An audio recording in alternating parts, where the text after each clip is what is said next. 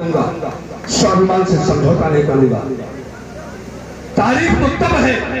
जब उनके सैन्य दल का एक चौपाया हाथी उसने भी प्रतिज्ञा किया महाराणा प्रताप की तरह कि मैं निष्ठा से कभी समझौता नहीं करूंगा, अपने स्वामी के पद चिन्हों पर चलने का उपक्रम करूंगा। मेवाड़ का युद्ध, हल्दी घाटी का युद्ध शुरू होने से पहले आमने सामने की दोनों सेनाएं खड़ी हुई, सैन्य दल सजा हुआ है, युद्ध होने को बिल्कुल बेताब है। अपने अपनी पौरुषता, अपनी अपनी कौशलता को दिखा देने के लिए दोनों योद्धा बिल्कुल बेताब है। इसी बीच महाराणा प्रताप उस हाथी के पास पहुंचते हैं चेतक पर बैठ करके, और उस हाथी से क्या कहते हैं सुनिएगा कि मेवाड़ दुर्ग की सेना सजकर खड़ी थी हल्दी घाटी पर। मेवाड़ दुर्ग की क्या कहते हैं महाराणा प्रताप अपने उस हाथी से थोड़ा बातचीत करते हैं, सुनना महाराणा प्रताप पहले क्या कहते हैं। और अंतिम पंक्ति पर लगे वास्तव में कि ठक्कर से सीने पर लग रही है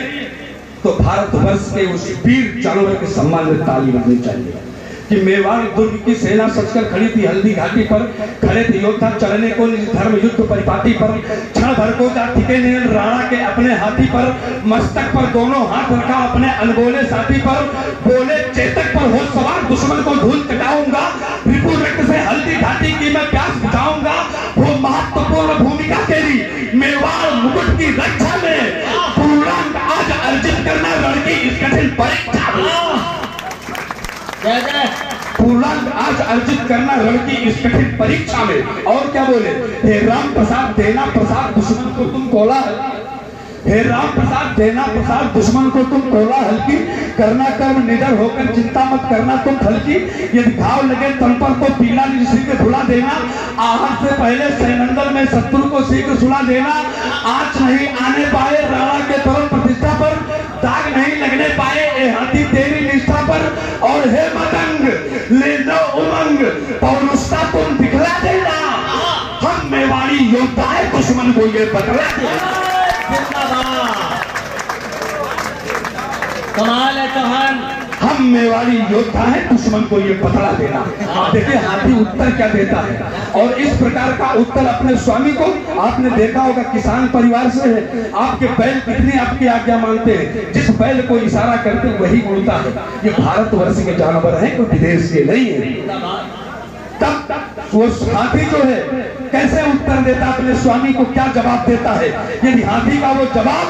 आपको पसंद आ जाए तो जरा उसको तालियों में बदल देना। मैं पंक्तियां निवेदित करता हूँ कि सोन उठा अभिवादन कर राणा जी को आश्वस्त किया, ईको बंद कर दो भैया,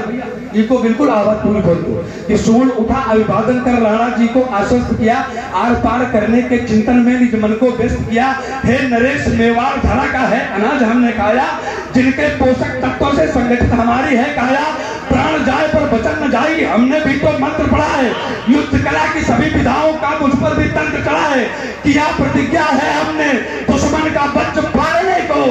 तैयार खड़ा हूं धरती में मुगलों का मुंड काटने कि तैयार। अगली दो पंक्तियां महत्वपूर्ण है, यहाँ तो आपने बचा दिया, लेकिन अगली दो पंक्तियां महत्वपूर्ण, उस पर तालियां मांगता हूँ कि प्राण जाए पर वचन न जाए हमने भी तो मंत्र पढ़ा है, युद्ध कला की सभी विधाओं का मुझ पर भी तंत्र चढ़ा है, किया प्रतिज्ञा है हमने दुश्मन का वक्ष फाड़ने को, तैयार खड़ा हूँ धरती में मुगलों का मुंड गाड़ने को। हम बोल नहीं सकते राजन, हम बोल नहीं सकते राजन, पर पूर्ण हमारा प्रण होगा, दे रहा वचन में अंतर से निर्वार महाभीषण होगा, तेरा वचन में अंतर से निद्वार महाभीषण होगा। और क्या उत्तर देता है सुनिए हाथी, मातृभूमि की भक्ति का मैं पावन एक पिटारी हूँ, अपने आप को पिटारी कहता है, अपने नरेश का कितना सम्मान करता है। वो चाहता तो अपने आप को बलगोधा कह सकता था, लेकिन नहीं, अपने नरेश के समक्ष अपने आप को बहुत छोटा आका उसने कि मातृभूमि की भक्ति का मैं पावन एक पिटारी हूँ, सावधान करके दुश्मन का मैं सफल शिकारी हूँ। हे महित जीवन भर हमने भी तो निष्ठा पाली है, क्रोध भरे अंगारों से आंखों में देखो लाली है, फंसा सूढ़ में साकर मेरा सनन सनन कर लहरेगा, शत्रु गजों का पेट किसी नकारे जैसा गहरेगा, किसी सरोवर में अपने शस्त्रों को फेंक नहीं सकता, शागिर्द आपका रिप समझ घुटने टेक नहीं सकता।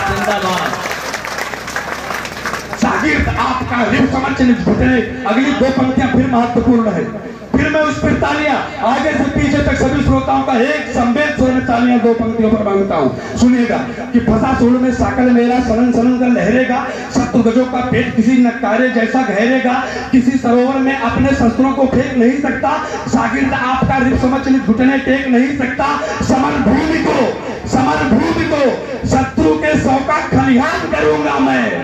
वरदान मौत का दूंगा या बलिदान स्वयं का।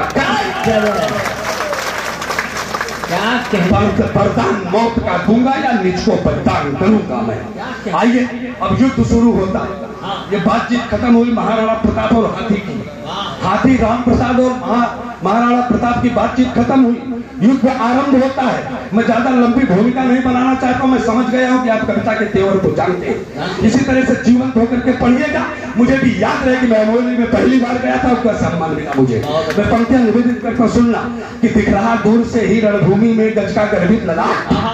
दिख रहा दूर से ही रणभूमि में गज का गर्वित ललाट, कांप गई अकबर की सेना देख मतंग का रूप बिलाट, पाते ही संकेत महावत का हाथी जब डोल गया, चिघाड़ मारकर एक लिंग ईश्वर की जय बोल गया, थर-थर कांप गए बैरी सुन राम प्रसाद का स्वर बुलंद, चीते सी चाल देख करके बैरी गज की गज हुई मंद, समर भूमि पर हस्ताक्षर कर डाला चारों पैरों से, भयभीत नहीं हुआ था हाथी लेस मात्र को गैरों से, गज के प्रताप को देख शत्रु की याद आ गई नानी थी, ऐसा होता था प्रतिदिन रण में चंडिका भवानी, ऐसा होता था भारत, ऐसा होता था भारत माता की, ऐसा होता था प्रतिदिन रण में चंडिका भवानी थी। मित्रों एक बात मैं और कहूं, हाथी राम प्रसाद ने